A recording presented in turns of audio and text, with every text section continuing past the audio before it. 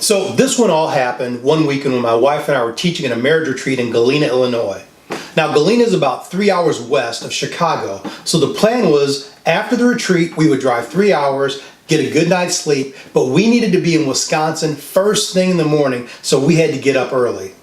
Well, as usual, after the retreat, everyone wanted to talk. Some people had praise and accolades, but a lot of people had real serious marital issues and they needed help. So by the time we were ready to leave Galena, it was unrealistic to think we're going to make it all the way back to Chicago and get any type of rest. So my wife and I, along with another couple, decided we'd head straight to Wisconsin. Now, here's the problem. We had no reservations, and because of our financial situations, we had a very tight budget. We couldn't just choose any hotel we saw. We had to be very selective. So as we were driving into the area, you could see all the hotel signs and, nope, not that one, nope, not that one, can't afford that one. And all of a sudden, that's the one. Because it's the one place that we knew is supposed to be comfortable, but it's definitely reasonable, and it was Motel 6. Unfortunately, we were in a tourist hotspot, and it was the middle of summer. And so even Motel 6 in this area was out of our price range.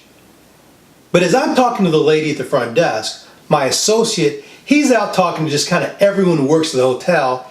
Turns out the head of housekeeping, she just opened her own motel just a few miles down the road.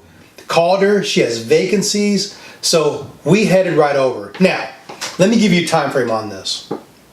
This period of time, my oldest son, who's now a freshman in college, was a newborn baby. So that was a long time ago, but let me tell you, this one I remember like it was yesterday, because we pulled up into the parking lot and this place was creepy. I mean, it was a little scary. But we were desperate, so we went in. And then out from the back walks this lady. And she was... Have you ever seen the movie Psycho? If you took Anthony Perkins and combined him with his mother who was dead in the basement, that's what I was looking at face to face. And I'm thinking, this thing's not going to work. Meanwhile, my associate's pulling out his wallet and his credit card ready to have a transaction. So I'm thinking, okay, hold on a second, hold on. I'm traveling with my young child. I'm traveling with my wife. I mean, hey, you know what? Forget them. I'm traveling with me. We need to see the rooms. So this lady proudly takes us on a tour of the hotel.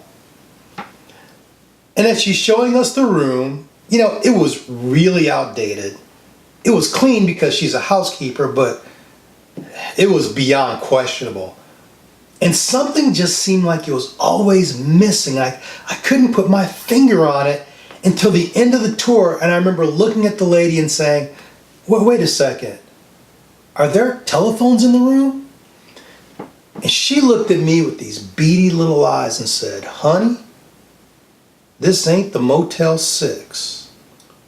Now, there's so much wrong with this situation, I can barely even get started. I mean, not just from our end and how did we end up in this situation, but from her. I mean, when in life did the Motel 6 become this unattainable goal? It was as though she was saying, I can never be like the Motel 6. That's way beyond me. But this I can do. But you know what? We do the same thing. We settle. We have these big plans, big dreams. We shoot for a big purpose. And then what happens? Get knocked down. We have setbacks and heartaches and heartbreaks, and we get disillusioned, and all of a sudden we can't even reach the Motel 6. And here's the question. What's your Motel 6? Is it your career? Have you been single for a long time? Have you gone through a divorce and now you're thinking, you know what? I'm getting older. I'm not a great catch. I just have to settle. In all honesty, some of you today are in the middle of major life decisions.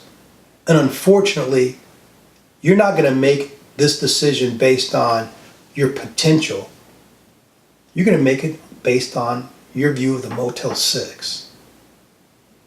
Now here's the great irony. Last week I posted a video about not pursuing your passion, but finding your purpose.